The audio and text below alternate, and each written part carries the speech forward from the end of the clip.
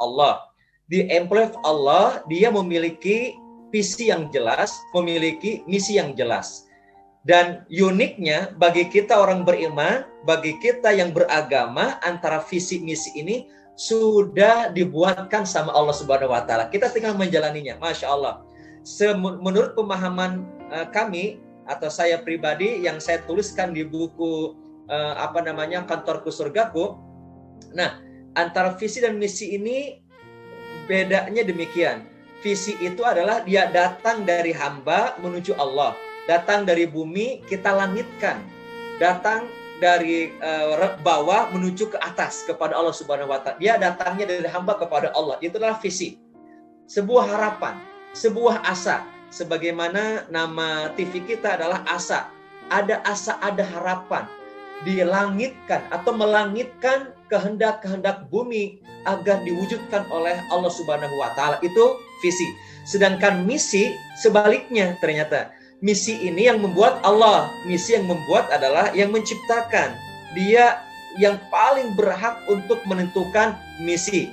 Karenanya bedanya dengan visi adalah jika visi itu adalah melangitkan kehendak hamba kepada Allah, sedangkan misi adalah sebaliknya, membumikan kehendak langit agar kita kerjakan. Membumikan atau mewujudkan kehendak-kehendak Allah, kehendak-kehendak langit untuk dilaksanakan oleh kita yang ada di bumi ini.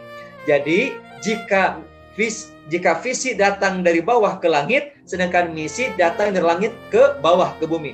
Jika visi datang dari manusia kepada Allah, sedangkan misi datangnya dari Allah untuk dilaksanakan oleh hamba. Hubungan relasinya adalah ketika seseorang menjalankan sebuah misi, maka visinya otomatis terwujud.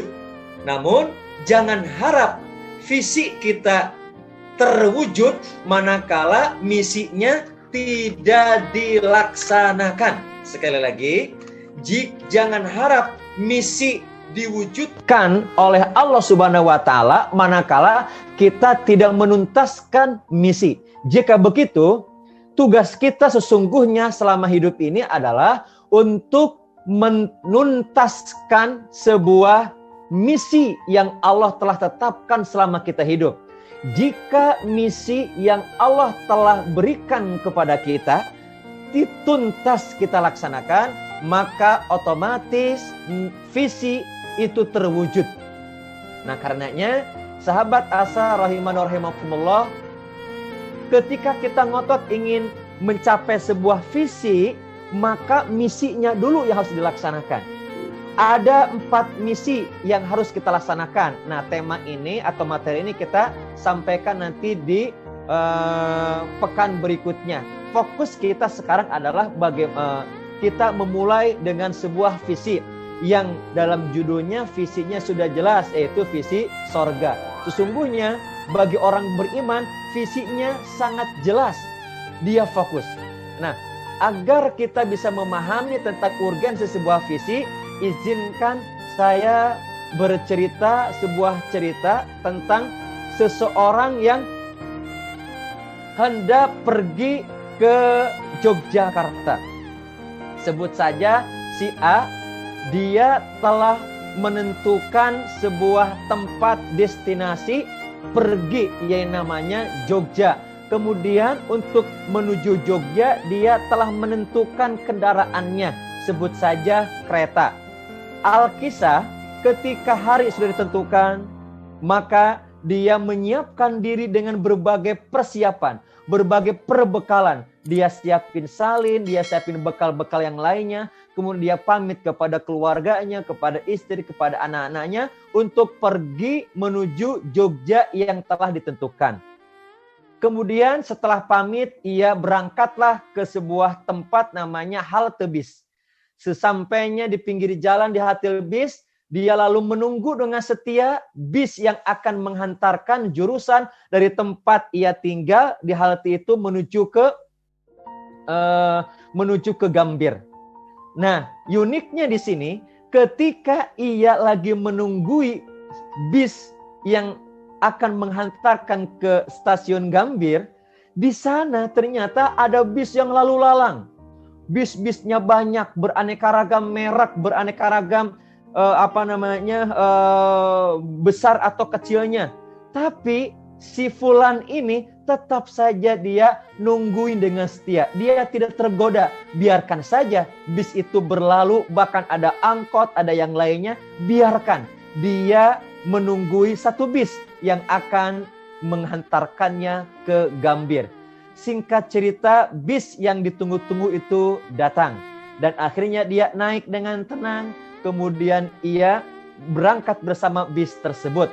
Nah, antara tempat nunggu bis dan Gambir ternyata ada halte-halte berikutnya.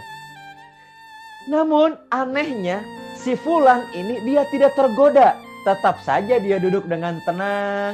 Ada yang turun, ada yang naik, ada yang turun, ada yang naik. Tetap saja dia standby setia. Dan pada akhirnya dia punya keyakinan bis tersebut akan menghantarkannya ke Gambir. Dan betullah bis itu akhirnya sampai di stasiun Gambir. Lalu turunlah ia dari bis, dia lalu menuju ke tempat pintu masuk, kemudian dia masuk ke counter check-in sambil memberitahu tiket boarding ke petugas. Dia masuklah ke lantai 2 tempat boarding atau tempat menunggu kereta api akan menghantarkannya ke Jogja. Ketika dalam perjalanan ada seorang sahabat karibnya datang.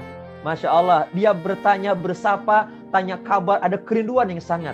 Lalu si sahabat karib ini ngajak ia, mau kemana? Mau ke Jogja.